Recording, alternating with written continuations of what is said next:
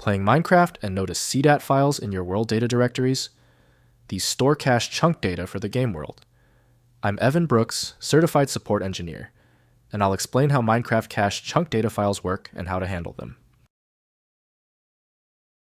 As a baseline safety measure, a robust file viewer is indispensable for handling legacy or strange CDAT formats.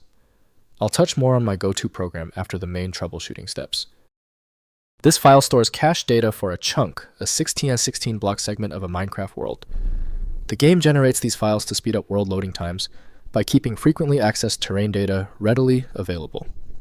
Users encounter these when exploring their Minecraft game folders, often for backup or troubleshooting.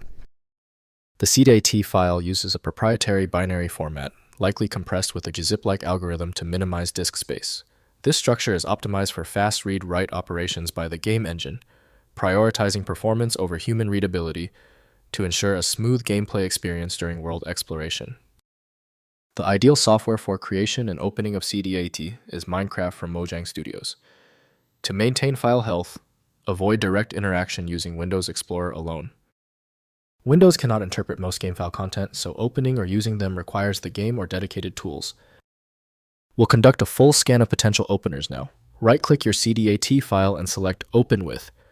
Test Minecraft if it appears. If it fails, select the next application. Testing eliminates application guesswork. If the CDAT file still will not open, there is no need to stress. We didn't have luck with the basic application. Let's quickly pivot and execute these 3 targeted actions to find the core of the problem. First, letting Minecraft manage files. CDAT files are managed automatically by Minecraft and should not be modified directly during gameplay. The game handles chunk caching for performance optimization.